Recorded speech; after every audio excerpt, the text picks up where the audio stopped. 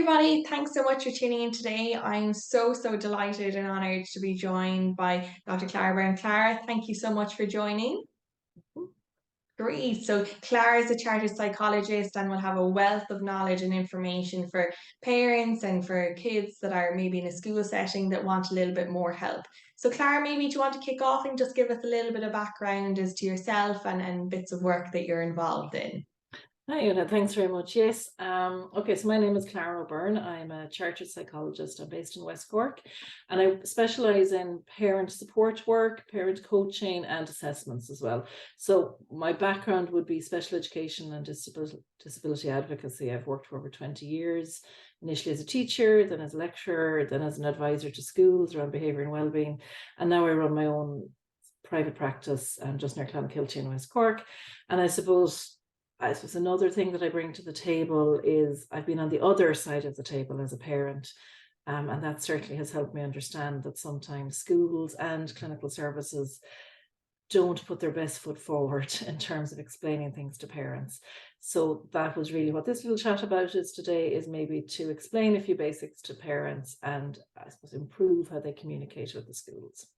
Exactly. And obviously, look, just so much needed really in terms of, as you mentioned there, resources on that level of language as to, what does a parent do if they've just gotten, a recent even assessment or they're just unsure about things in general. So maybe as a starting point, Clara, if, parents are tuning in and they're worried about even their child's progress or development, what maybe bits of advice do you think would be useful for them to know as to how to help and move the steps forward? Well, I think the first thing would be to clarify exactly what you're worried about, because sometimes you have a kind of a niggling worry, but you're not entirely sure what you're worried about. And it's really hard for a teacher or a clinician to move that along unless you're very clear.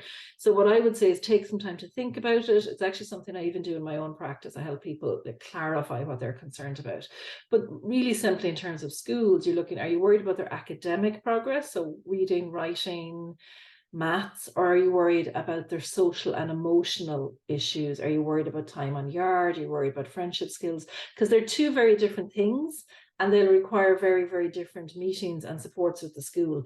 So once you've clarified in your own head what you're concerned about and park the idea of normal, I would say that to every parent. So the concept of normal is actually a term in statistics. Okay, so you have an average, you have a normal, you have a typical representation of a population. In the real world, there's really no such thing as normal. Everybody is very unique and different. Some are more similar to others, but there are many people who are different, and children don't develop in sequence. You've the tall child. If you look at particularly secondary school, you can see the small boys and the tall boys, but in any class, you'll see the different heights. So if you can take that idea of the different heights and sizes of the children and apply it to their brain develops in the same uneven way. There's going to be children who are streets ahead with reading, but can't kick a ball. There's going to be children who can kick balls, but can't read. So it's just to park that little anxiety about normal or typical behavior. Generally speaking, teachers will flag if they're concerned and they have a rough idea of the developmental milestones children should be getting. So the other thing I would say, if you're initially concerned and you're doing that little writing down of what am I concerned about, is what I find helpful is to look at the problem from two ways. So is my child different or unusual compared with his peers? Or is my child's problem different or unusual compared with himself? So what do I mean by that? So if we'll take the example of reading, if your child is doing comfortable and well and streets ahead in maths, history, geography, art, and is generally confident in school, but the reading's a difficulty, well, then that's an unusual profile within that child's profile. Then if you compare them with their peers, you're going, oh, everybody else has best friends at this age, but my child doesn't have a best friend. Then that's a different type of comparison. And it's really helpful if you've done that little bit of reflection and work around that, just to identify, they're called the intrapersonal lens and the interpersonal lens. So looking at the child themselves compared with themselves and looking at the child compared with others. So I suppose then the final thing I would say to parents who are worried is it really a problem? Is it actually affecting a child on a day-to-day basis? Like, because honestly, if it's not, I certainly wouldn't be rushing into an assessment process and into a labeling process unless the child themselves is having what's called functional difficulty on a day-to-day basis. If it's just a little niggle, it might work itself out with time. Would you find that sometimes in your interactions Yeah, with I parents? find the way you broke down the 3 steps so, tangible and then sequential as well, which is great. So Yeah. obviously doing that exploration piece and then trying to tease them out, which is great, I suppose, really, so that it gives people a little bit of a roadmap. I often find there's just so much, lost in translation, and there's just what's the next step. So just that next little bit along the journey, and people that are maybe at that crossroads, Clara, what kind of supports do you think that, or what kind of supports are maybe out there for them to get access to or get further help from?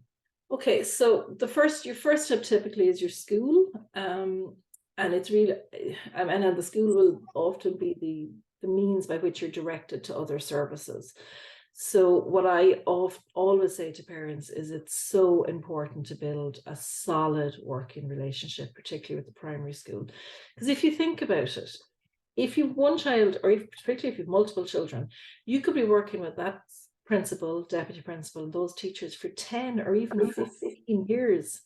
And people don't think about that. They think about the time they're in, but you're going to be driving to that school for a decade or more, and you'll be interacting with those teachers for a decade or more.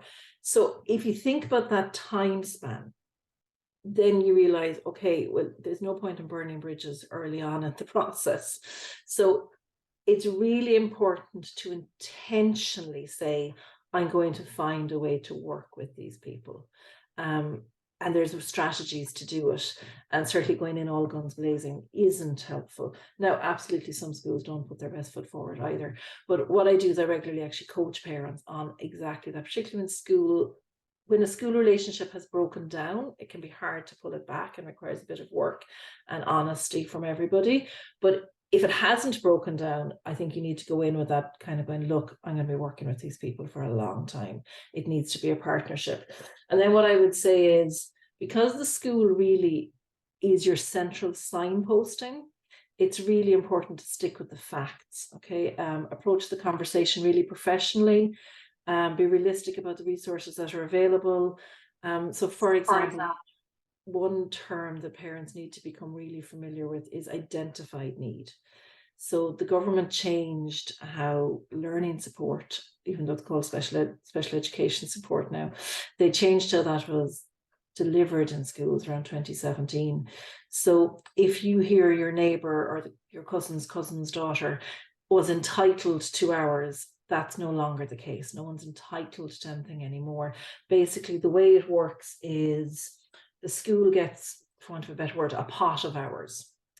And that pot of hours is divided by the principal and the special ed team amongst all the children in the school, depending on their level of need. So a diagnosis doesn't necessarily translate to automatic hours or even automatic types of support. To give you an example, a child might have a difficulty reading, like significant difficulty reading, but they don't have a formal diagnosis of dyslexia, but they might be really struggling. So they might be getting a high level of literacy support in the school. They might even be withdrawn on a one-on-one basis. Another child might have a diagnosis of dyslexia, but thanks to interventions, maybe from the likes of yourself or interventions in the school, they're actually doing quite well. So they might get next to no support in school because they don't need it. And that can be a tricky one for parents to understand. And that's where the conversation with the teacher will come in. They'll either be on school support, which tends to be in the classroom, or school support plus, which tends to be small groups or pulling them out. The other thing I suppose the parents need to know when they're working with schools, the other thing you're not entitled to anymore is an SNA. You have access to an SNA. So if your child has care needs, which is can be widely interpreted, they will absolutely, the CNO, who's the Special Educational Needs Officer for the area, will grant extra staff to the school in the form of an SNA. But the SNA isn't belonging to that child. The SNA supports all the work in the class, and SNAs can be moved across the school at the principal's discretion. So the SNA that works with your child in junior infants may not be the SNA that works with your child in senior infants in first class. So I suppose this is where the conversation with the school needs to happen, because you need, if you don't know, you could find yourself getting quite offended that your child isn't getting the support you feel they need. But what I'd always say to every parent is your child is the center of your universe, and rightly so. But your child is one of a couple of 100 in a school setting. And the principal wants to give a fair whack of the support to every child. And that's where the collaboration with the school comes in. Now it gets a bit trickier if the teacher disagrees with you and says, oh, there's nothing wrong with him, he's doing fine, totally fine, you know. And I suppose that does happen, and that can be a bit tricky. So then I would circle back to my first point about the two different lenses to look at the problem. So in a class that's maybe across the board weak, where the reading is quite weak anyway, a child who's struggling with reading mightn't stand out as much, yet they're doing really well in all their other subjects, or the parent feels they're doing well and underperforming in reading. And I think that's where you need to have that conversation with the teacher, going, look, well, maybe the average in this class, the expected performance in this class is below what I think my child is capable of. So could we look at something? And this is where you just have to have the meeting and go, look, because failure to respond to intervention is a key diagnostic criteria for dyslexia or any specific learning difficulty. And that means in order for the clinician that you may eventually end up with to have a good idea that somebody meets the criteria for dyslexia, they need to hear from the school. Are they getting literacy stations? Are they doing a bit of a program, say like by toe or SNP or something like that? Are they getting support? And they're not responding to the support in the way the teacher would hope. That's a bit of a red flag. So it's important to have that conversation with the teacher and have it early. There's no point in you stressing about the spellings in September, still stressing about the spellings in Christmas, and the teacher's none the wiser. You know, it is important to let them know what's going on. And that dialogue conversation piece, Cara, I suppose is so vital to try and create that loop. But, you know, fascinating level of information there are, you know, about the tangible facts about how, you know, times and divided. And I suppose with that change with information, there is a lot of maybe lack of awareness as well, or lack of accurate information, you know, from, you know, either parents are just new to a system, or, you know, they haven't been getting special education support before and now they are getting it. Is there any particular portals or avenues that you suggest parents to, you know, if they want to learn more about or read up on, let's say, you know, changes and developments, where do you think people should go to find out what they're, let's say, entitled to, or what the actual concrete facts are? So there's two concrete facts that parents need to familiarize themselves. One is something called circulars. So the Department of Education communicates with schools by what are called circulars. They're basically letters of instruction to the school. Each one of them has a number. So for example, the one around the change from diagnosis to need is 1317 for primary and 1417 for post-primary. There's a new one in August of this year for Irish exemptions. See, if you're Googling a term like Irish exemptions or assistive technology or special education, you want to get the .gov.ie circular, the actual circular from the department. Some schools automatically put them up on the website, some don't. The other, I suppose, fact-based piece of information that you need is the school's policies, and they will be on the school website, and you're entitled to have access to them, and you're entitled to ask for a copy of them. So what is the school policy around SEN provision? What is the school policy around suspension and expulsion, their behavior policy, all those things that you know, might interact with you over the time that you're interacting with the school, uniform policy, that sort of thing. Because a school, the principal of the school answers to what's called a board of management, who are a team of, and this is important, volunteers. They don't get paid for it. So the board of management volunteer to support the principal in the running of the school. And they're obliged to follow the steps laid out in their policies and procedures. So that it's really important as a parent that you're familiar with the policies and procedures and familiar with the department circulars.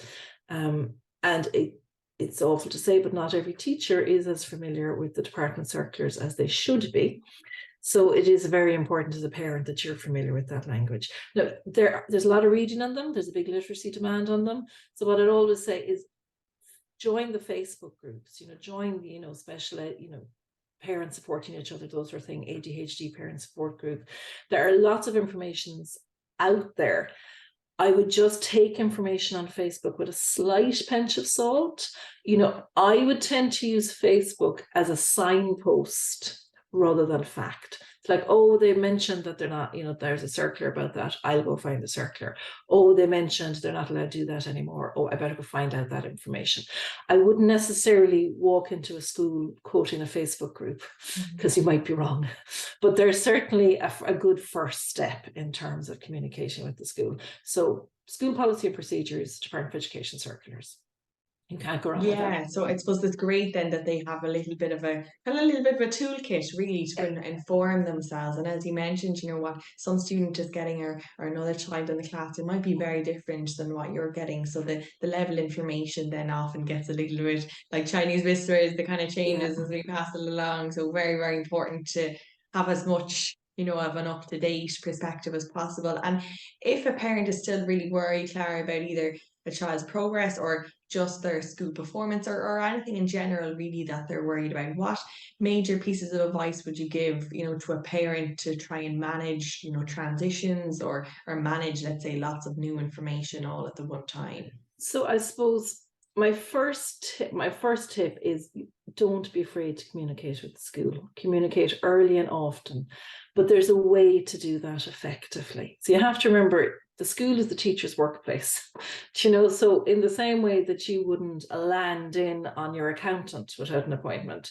or you wouldn't land in on top of your doctor without an appointment, it's not helpful to what I call doorstop a teacher at the school drop off or pick up, or even in the supermarket, as some people have done.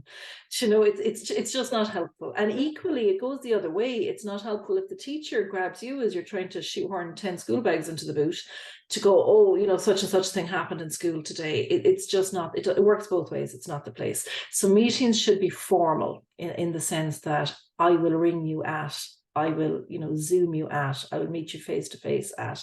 So ideally a formal meeting. Regular meetings or irregular meetings, they should be taken as parent, as child advocate, professional teacher. It's a formal meeting. And I would always take a notebook to those meetings. That my top tip is notebooks. Have a notebook for every child if you've multiple children with multiple needs. Record everything in that notebook, the appointments, the phone calls that certain services were blind never happened, the letters, the changes in appointments.